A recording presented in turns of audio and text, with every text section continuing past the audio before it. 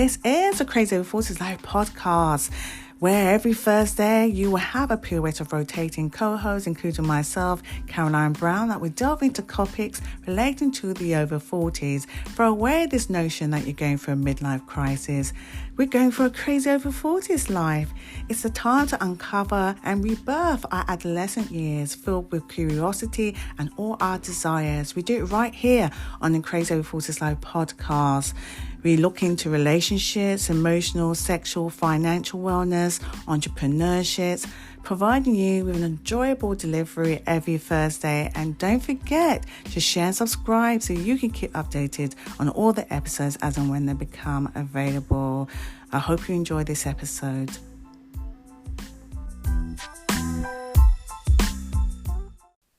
Hello listeners, welcome back. Today's episode, I'm going to pull out a little disclaimer, and the reason being is because I want people to take advice as and when it is right for them. But I do think in this case it's important because we all are in charge of our own well-being. And today's episode, although we will be covering medical information by Robert Yoho. He is a MD, retired MD. He says that you, listeners, need to make the decision with the help of a physician or others to actually come to a decision whether what has been discussed today is right for you. So I want to say that first of all. And also that the discussion today is quite controversial in itself because I have heard different sides to this, and I'm in the over 40s, so I am actually going through this journey just like most of you on this podcast, although we do have a lot of under 40s listening, and so they themselves will journey through this at some point. Hormone secrets, what do you think about that? Do you think hormones are the key for great well-being? Do you think it can actually promote health?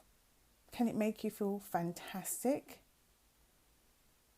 Both men and women. Well, today in this episode, we're going to learn a little bit more. Robert Yoho is a retired MD, but he has dedicated his life now studying about hormones and other things that he thinks are in the public interest.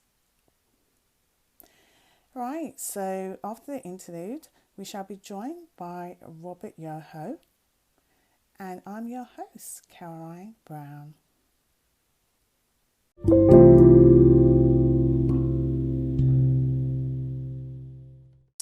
As I said, audience, we have Robert Yoho MD. How are you, Robert? I'm fine, Carolyn. Thank you for having me on your podcast. Oh, it's been wonderful to have you on because there has been much conversation about hormones and the importance of hormones, but also maybe some myths and truths out there about hormones. But you have a book about hormones, the secrets to hormones. Okay, it's called Hormone Secrets. Oh, well, wrong way around, but means the same, I hope. But in that said, can you tell us a little bit about you and what led you to this line of work? Sure. I'm retired now, but I did cosmetic surgery for 30 plus years, and most of my patients were women. And as I got older, they were women approaching the change of life. And they often came into me with anxiety and depression, and they wanted to wanted me to treat them with surgery. And that sometimes worked, and most of the plastic surgeons just go ahead and operate on them. But I realized that it was more ethical to consider the whole person and consider what they really had, which was a hormone deficiency. So I started treating with hormones. I trained, and ultimately I developed a hormone practice in addition to the cosmetic surgery practice. And I knew they had doubts, and they'd been subjected to a string of propaganda from our FDA that these things were toxic and caused medical problems. But as I researched, I found that all that was untrue. And these are some of the safest and most and drugs that we've had the most experience with of any in the entire formulary. And so I routinely offered my menopausal patients, which, you know, they're 95% women. I routinely offered them hormone treatment. And for most of them, the women, this involved a tiny testosterone pellet. Now, uh, testosterone is broken down to estrogen, so they got the benefit of that too.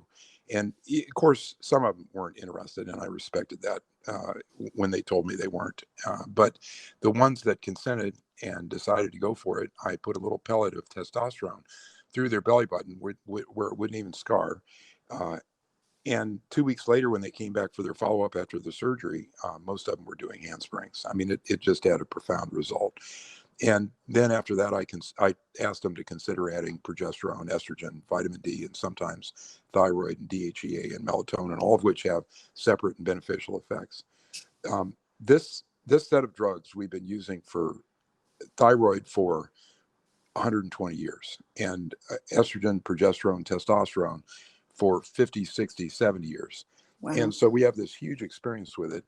And what happened was there was this study which was ruined by its authors, called the Women's Health Initiative.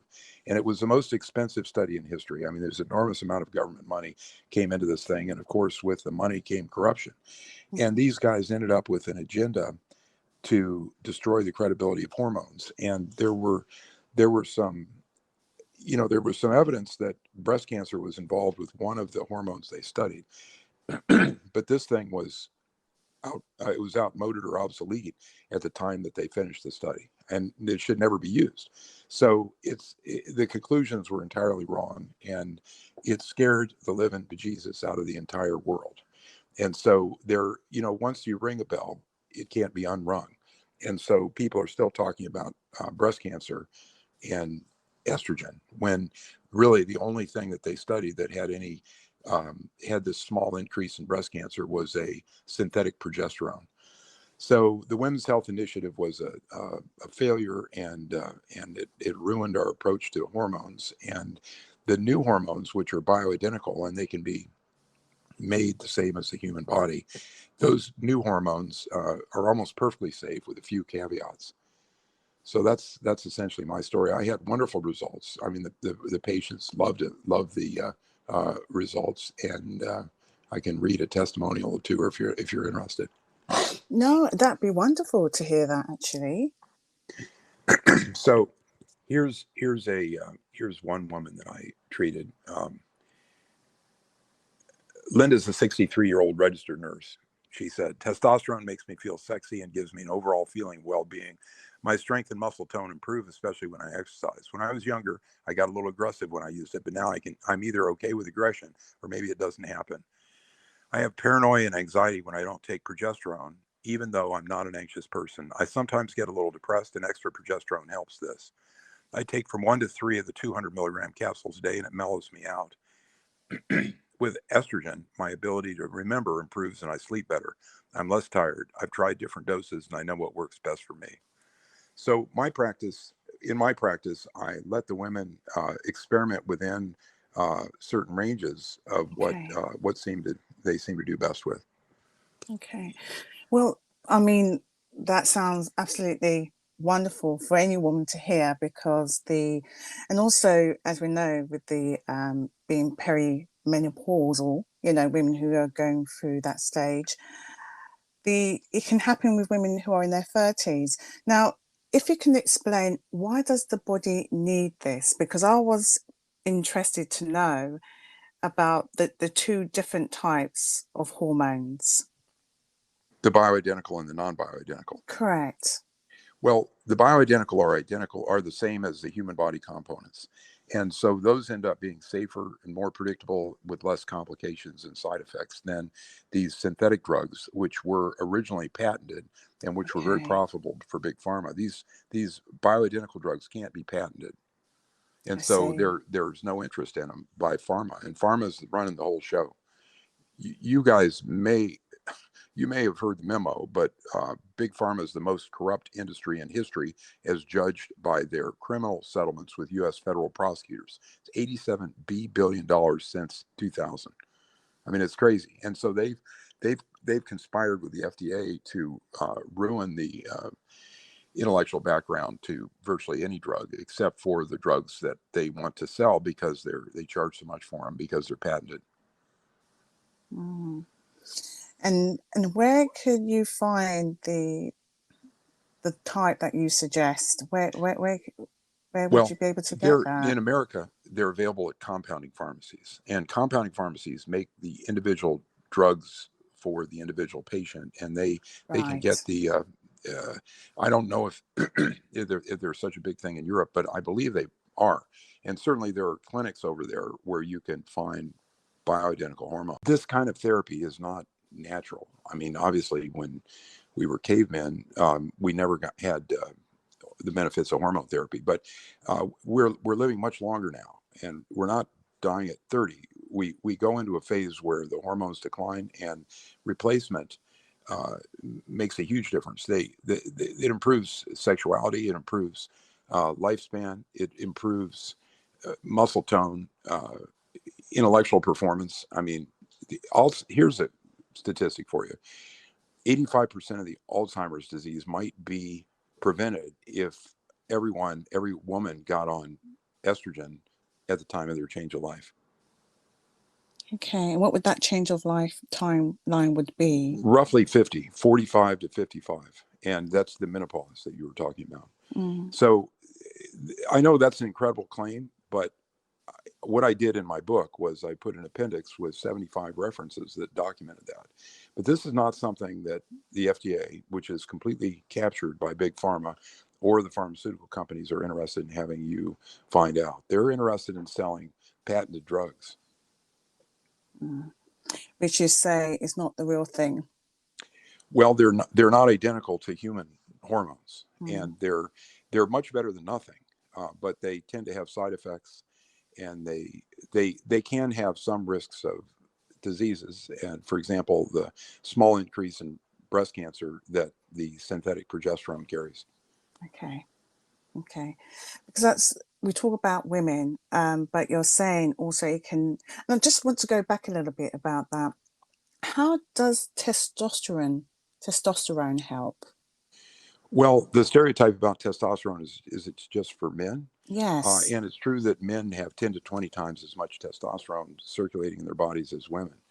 But it's a critical hormone for both sexes. And of course, men need estrogen too. It's just it's a different balance, a different amount.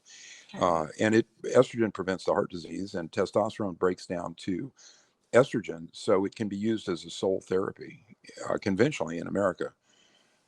The risks of that are virtually zero. It helps prevent breast and uterine cancer. Oh, interesting. Okay. Yeah. There are women at 35 who go through the menopause. Some of them have kids early, and they start experiencing these symptoms. And I've checked their labs and found a few that went through the menopause early. If you get a total hysterectomy and get your ovaries out, you crash into a dramatic menopause.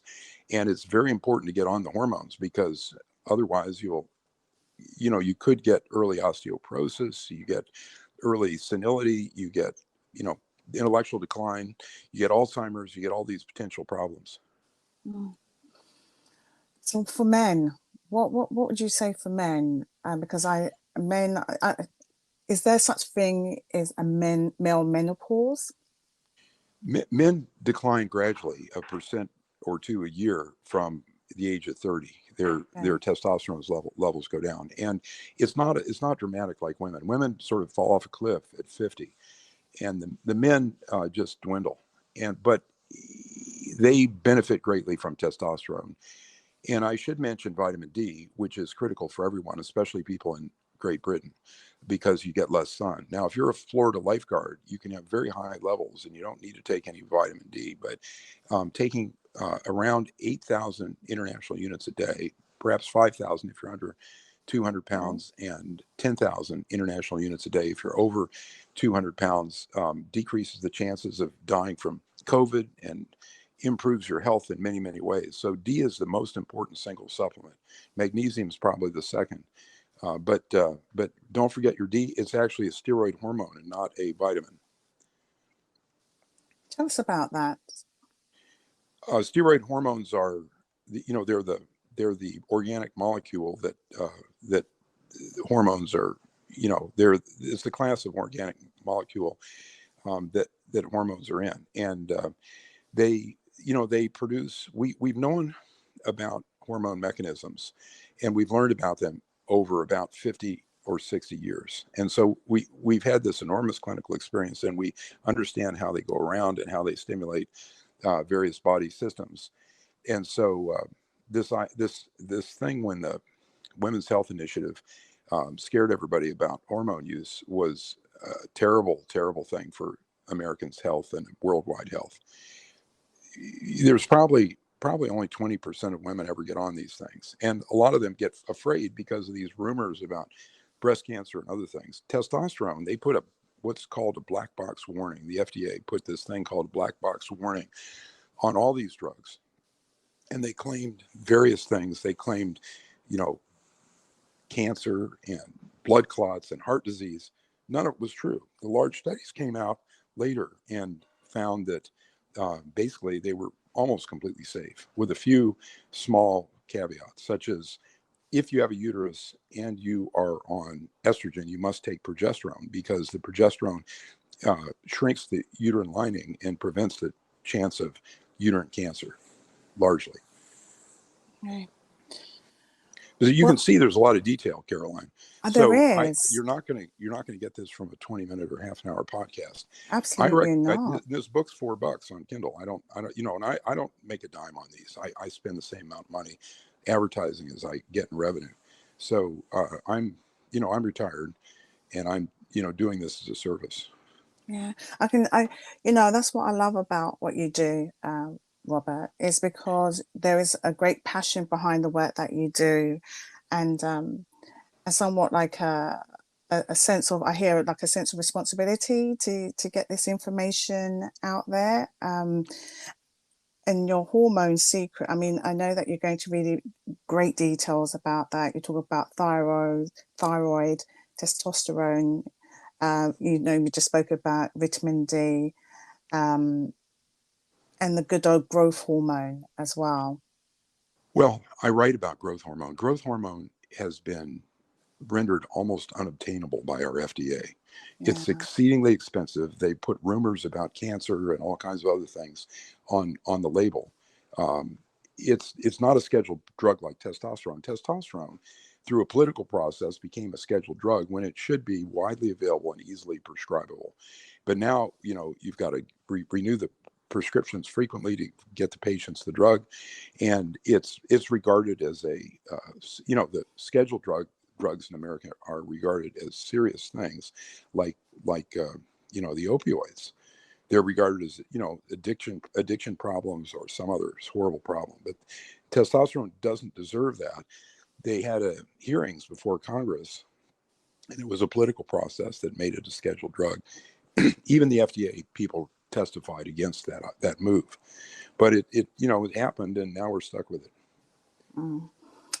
Well, the work that you do, I want you to continue to do it. I mean, I've learned so much from the information. I know that we've had conversations back and forth, and I just think the more information that comes our way, then people can make an informed decision. Obviously, you have to speak with your doctor, physician, to make sure you make the right choice for you. Tell my audience, where they can find more of your work, and if they want to get hold of you, how can they do that? Yeah, I appreciate it. My website is robertyohoauthor.com, and my Substack blog is robertyoho.substack.com. Thank you so much, Dr. Yoho, for coming on the Crazy Over 40s Live podcast. Right, you can get hold of Dr. Robert Yoho's book on Amazon, Hormone Secrets, available right now. How to support your over 40s health the natural way? Well, we shall be joined by David Sandstorm. He is a naturopath, certified nutritional counsellor, and a functional diagnostic nutrition practitioner. He's here to tell us how to support your over 40s health the natural way. Right, you want to get hold of Dr. Yoho and all my guests, you can. Instagram, Facebook, Gmail, the crazyover40slife.com website. And don't forget to share and subscribe so you can keep updated on all the episodes as and when they become available. And I'm your host, Caroline Brown.